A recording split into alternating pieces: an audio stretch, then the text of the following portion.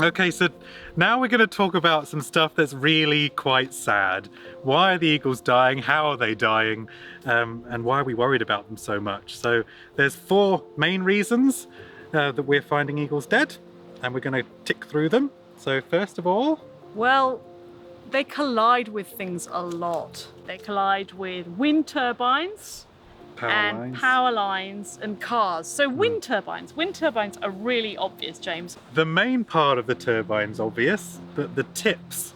So if you're an eagle, you're just flying through a clean bit of sky. There's nothing there. The tip of a wind turbine propeller can be traveling up to 300 kilometers an hour. So it just comes across out of nowhere and just hits the bird out of the sky. As I understand it, most of the time they're really awesome. They know exactly where the wind turbines are, but just sometimes they miss them. Yeah. So what's going on there, do you think? We don't really know, but it's probably a lot to do with the birds that are local. So you'll have an adult breeding pair in the area where turbines are, but the young birds that are dispersing are flying around all the time. And they could easily they don't know where the turbines are. They could easily just be clipped and then they're gone. And this is all to do with if the eagles are looking at something they want to catch or looking at a place they want to land, they're not necessarily looking at what's in between them. So even though the cable's quite obvious to us, if an eagle's traveling quite fast and looking past that, it might not see it, and then they crash into them. Oh. Yeah, so this is particularly a problem with, we think, with collisions with power lines and even fences, because one of my eagles crashed into a fence. And power lines can be another sort of a problem as well, can't they? Or Yeah, at least the pylons, there's a whole extra thing. Yeah, because eagles are so big, they can actually make a connection between the different parts of the power line structure, which causes them to get electrocuted. Because they really like perching, don't they? They like being up high on that tower and like having a really good view of where they're... Because eagles are lazy. When eagles are hunting, they're actually just sat there doing nothing a lot of the time, just sat on a tree, just looking around. But power line posts often are like, oh, awesome, that's a great spot to sit. And then I can look around and get electrocuted. Open my wings and... Yeah.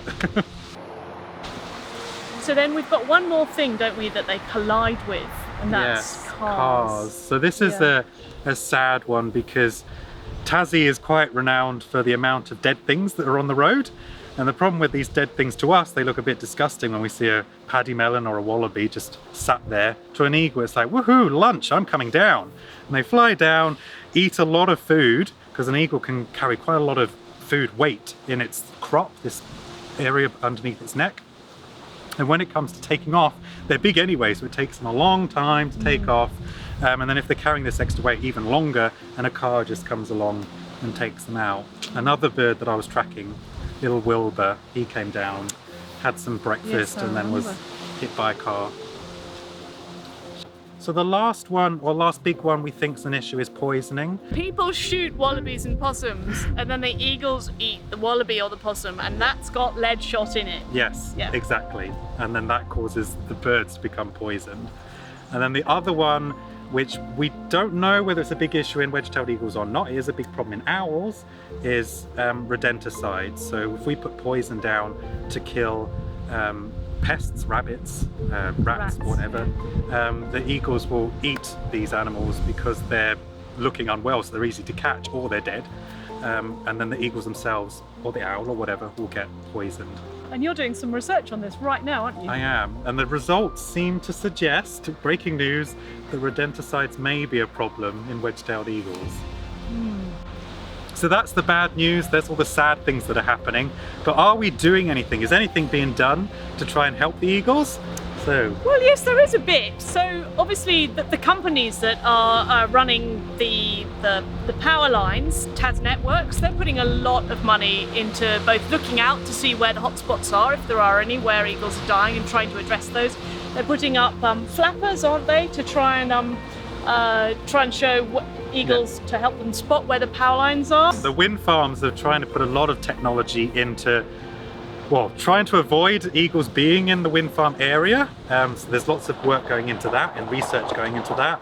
And then there's also work going into trying to detect when eagles go near to the turbines and then slowing down and stopping the turbines that the eagles go near to. That would be amazing. It's all very fancy. Yeah. And then much more basically, sort of on the roads, trying to get the roadkill off the roads as soon as possible. I know a lot of councils do that sort of thing, and also that's something that everyone can do. And then with poisoning, the trick is to try and to avoid the things that are causing the poisoning. So try and use things alternative to rodenticides to deal with problems like that. And then with the bullets, just using alternatives to lead bullets, which there are available. They're normally a little bit more expensive, but they are available, and that reduces the problem of lead poisoning as well. Oh, and of course we mustn't forget about habitat. If they lose their habitat, they're not going to be able to survive. So they need things like nest trees and lots of other things in their landscape. We need to bear that in mind too.